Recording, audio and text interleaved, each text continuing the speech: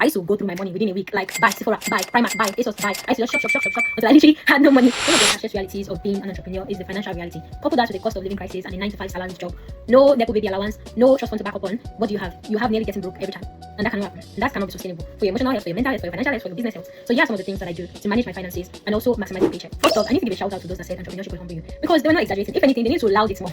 They need to sound the horn, let everybody hear more. Because not only will entrepreneurship humble you, but it will take you through a process of refinement and personal development that you didn't even know you were prepared for. What do I mean? So before I started my business, or before I even started making good-ish pocket money, I used to go through my money within a week, like buy Sephora, buy Primark, buy ASOS, buy. I used to just shop until I literally had no money, right? And then when I started making some level of money, I'm like, okay, your girl needs to be serious. Now couple that with having a business, and we know that at the early stages of business, your money is constantly going out from your pockets, because the business is not sustainable yet to sustain itself. But the money is coming in sometimes, but it's not coming in steadily. So yeah, 3 things I do as a salary earner to maximize my paycheck. So I'm still living my baby girl lifestyle. I'm still saving towards my future. Yes, that includes my investments, my savings, and my businesses. I'm still being prudent, making sure that I have enough to last me to the end of the month, so we get blessed again by our employers. So yeah, the 3 things I do. If you've been following me, you know that I'm very spiritual, and I do believe that money is spiritual as well. So I treat my money like a spirit. I treat my money like energy. I make sure it ebbs and flows. And what that means is that I make sure I have money constantly coming in. So you need to have multiple streams of income. I'm just giving you a fancy way to let you know that, girl, you need to go get more money, right? You need to have multiple streams of income. Next thing is good old budgeting, and I'm not talking about 50, 30, 20, right? So I recently had a consultation with Money Africa. They are a financial service provider. No, this is not a paid ad, and if you're going to check them out, do so at your own risk. But they're a financial service provider that sort of give you like a holistic view about how your money is looking, what your money could do for you, and where you are currently, basically. So yes, I did get them on board to support me with my financial growth.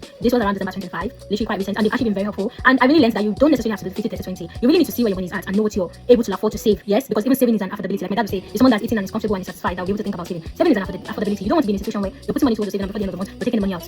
What's the point? So you need to make sure you know exactly how much you can afford to save, how much you can afford to invest, and how much you can afford to spend. Very, very, very important, right? Now the third thing, this spending thing is very important. Girls, listen to me, because there's always something to buy. I've been there before. Makeup, hair, what clothes. There's always something to buy, but you need to be very disciplined. The moment you set a target about this is how much I can spend this month, do not go above, do not go beyond, and don't even be ashamed to shop in Aldi. I still shop in Aldi. I don't see a shame in it. The girls on TikTok are talking about Waitrose and M&S, and they have quality meat. Of course, I buy my meat from the butchers, right? I'll buy like my African food shop. But when it comes to food cupboard, it's like I don't mind shopping at Aldi. There's no shame, especially in this cost of living, But it's really just about understanding how much I can afford to spend and sticking to it. So it's not rocket science. But then this brings me to the other side as an entrepreneur. There's a fourth side of it, right? And the fourth side of it is splitting my spending into 2. So instead of you make sure you're not putting your savings towards your business, not that you don't believe your business will grow, but you just really need to be making financially smart decision. It's okay to put drops of water, and make sure that the water eventually grows into an ocean than to put an ocean now and lose all the ocean. So even with investing in your business, treat it like investing in the stock market. You need to also make financially wise decisions. Even when you're applying for grants as well, you kind of do a health check to see how your business is doing. They don't just give you all the money that you think your business needs. So it's the same way you need to treat your business. So one of the things I do is I split my spending into 2, and it means that I don't always have to do my nails every month. Sadly, it means that I don't always have to get my hair braided or buy new clothes every month, because some of that money goes into my business. Yeah, so this is really how you can maximize your money to make sure that you're still saving, you're still investing, you're still spending, and you're still putting money into your business, and everything is just sort of working together, and you have a system that works. Thanks for watching. Let me know which one you'll be trying or which ones you already tried,